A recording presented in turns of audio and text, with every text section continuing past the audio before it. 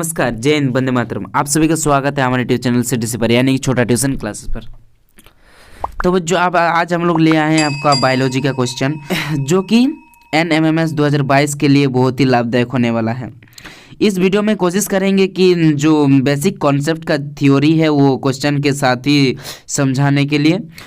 तो इस वीडियो के लास्ट तक ज़रूर बने रहे, क्योंकि वीडियो बहुत ही इंपॉर्टेंट होने वाला है। चलिए तो वीडियो को जल्द से जल्द शुरू करते हैं।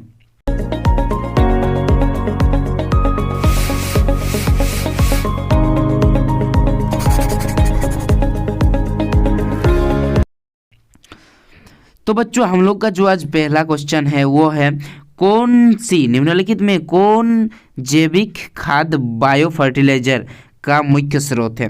मतलब बायो फर्टिलाइजर ऐसा कौन सा है जो इसमें से बायो फर्टिलाइजर का काम करता है।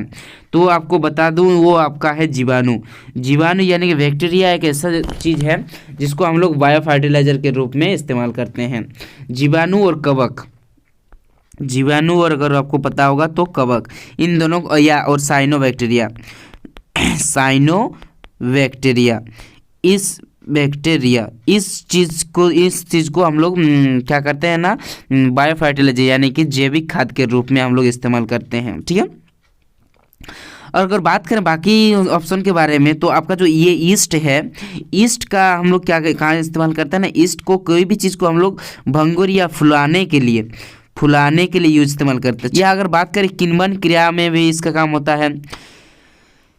किण्वन क्रिया का खोज कौन किया था ना, लुई पास्चर ने किया था। ठीक है। अगर हम लोग बात करें लाल शैवाल के बारे में, तो एक समुद्री लाल शैवाल पाए जाते हैं जिसका हम लोग इस्तेमाल करके सैनिटाइजर का हम लोग बनाया गया है।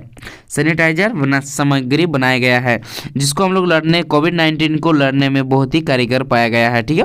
चलिए अगले क्वेश्चन में, नेक्स्ट क्वेश्चन जो हम लोग का आता है वो है, विषाणु का अध्ययन किस शाखा में किया जाता है। तो जो विषाणु का अध्ययन है वो हम लोग करते हैं वायरोलॉजी में। जो आपका है वायरोलॉजी में हम लोग विषाणु का अध्ययन करते हैं।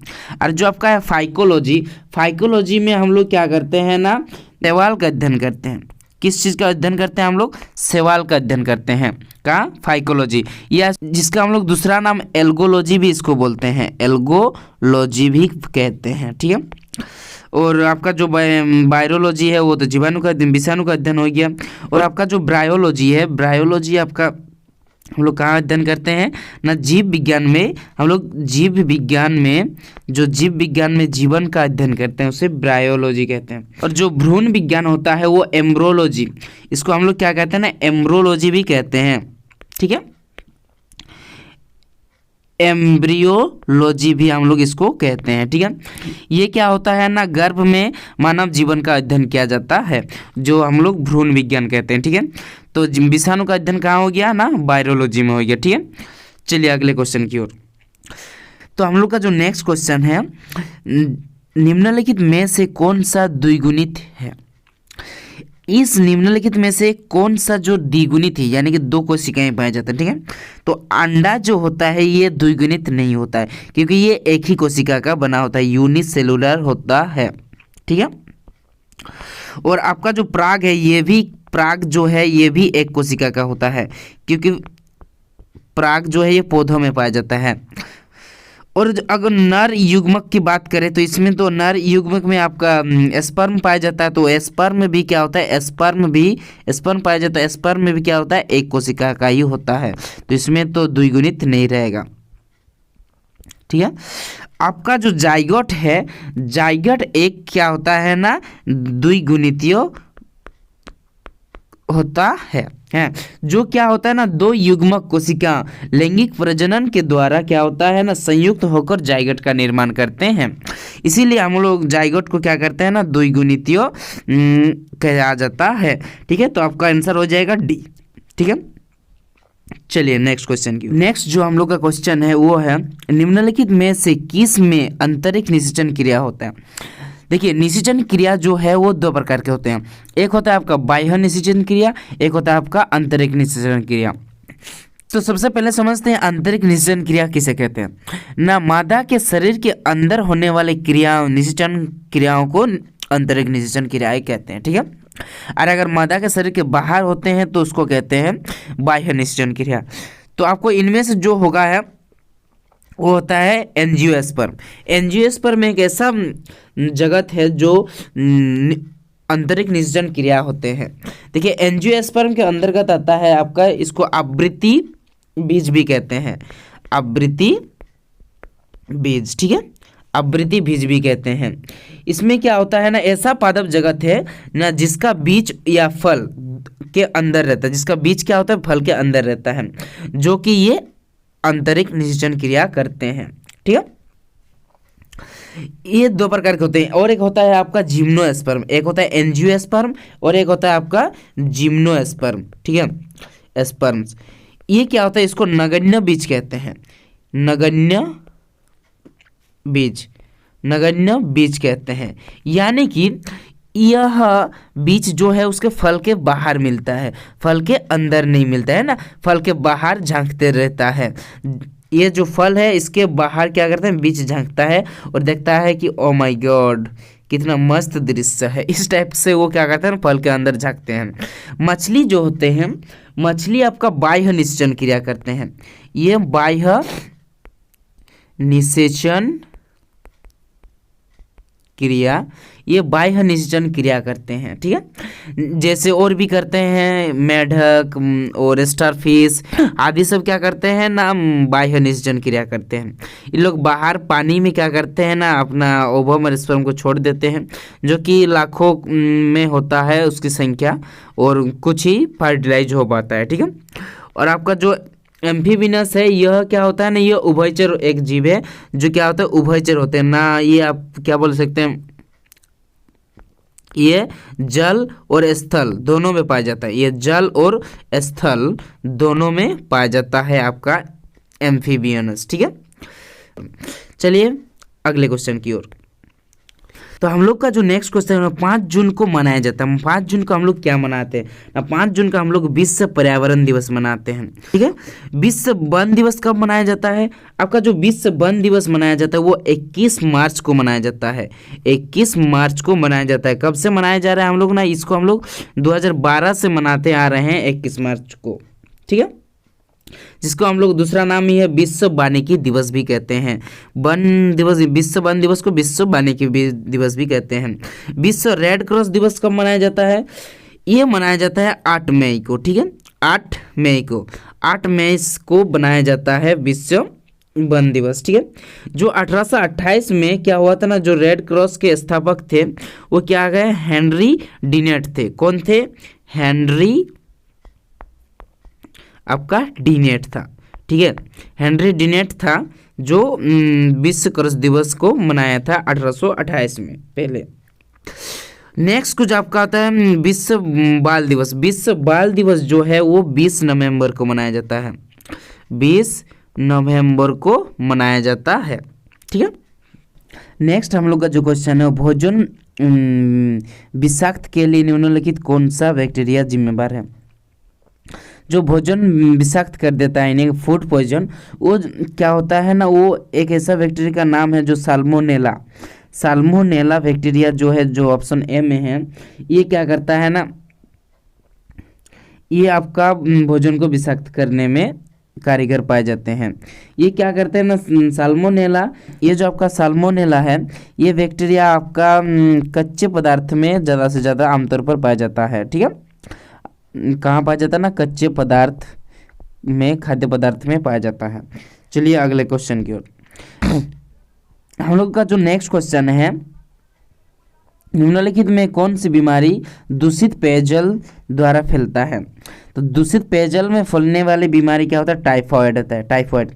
यह जो बीमारी है ये बैक्टीरिया से फैलने वाली बीमारी है, ठीक है, बैक्टीरिया से फैलने वाले बीमारी है, जो कि दूषित पेयजल को सेवन करने से होता है, ठीक है, दूषित पेयजल को सेवन करने से होता है।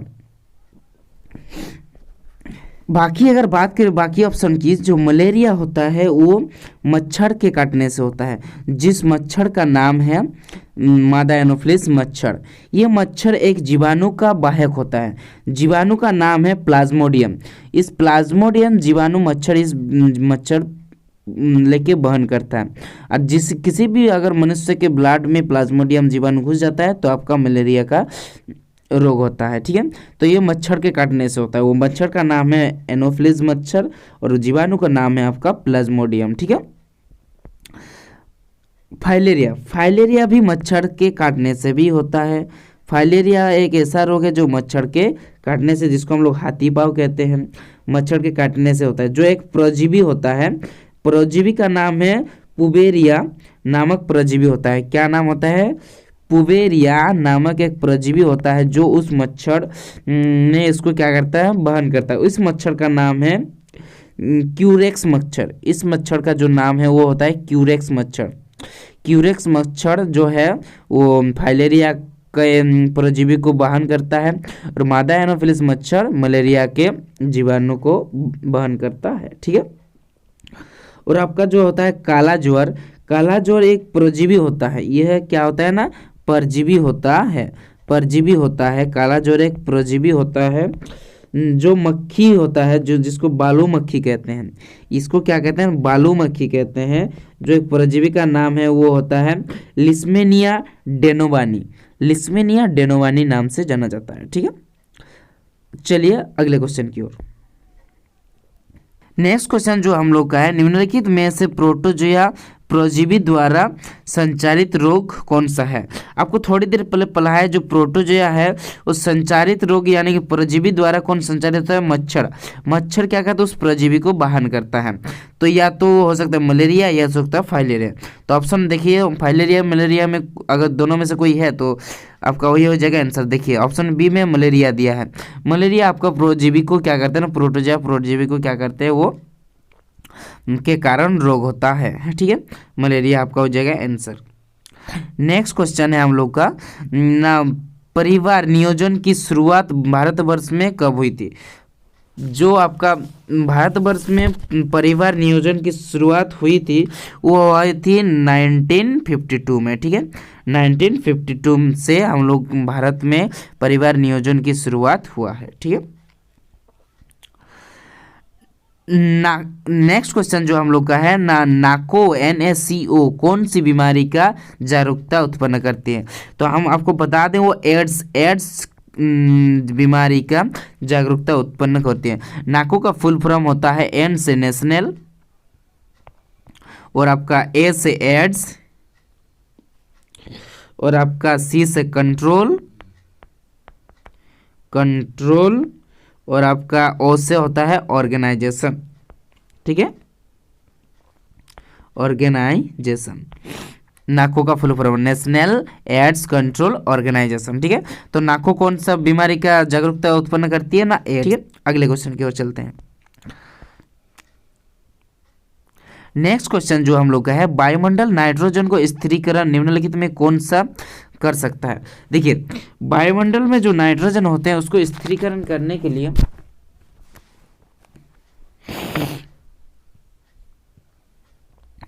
वायुमंडल में जो स्थिरीकरण करने के लिए स्थिरीकृत करता है वो आपका एनाबिना भी करता है, आपका नस्कट भी करता है और आपका असिटोरिया भी करता है।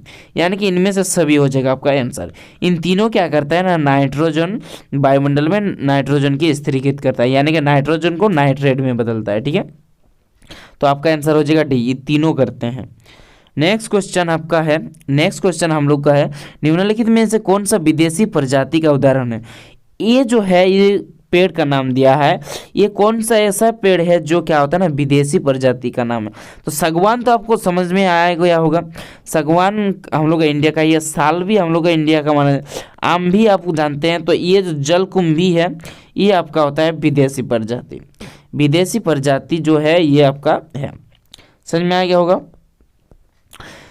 चलिए तो आज के लिए इतना ही। आई होप आपको ये वीडियो पसंद आया होगा। तो अगर पसंद आया तो एक लाइक कीजिए और अपने दोस्तों के साथ शेयर जरूर कीजिए।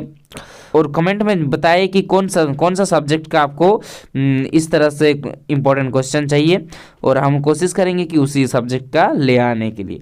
चलिए तो मिलते हैं अगले वीडियो पे अलग टॉपिक के साथ, तब तक के लिए जय हिंद।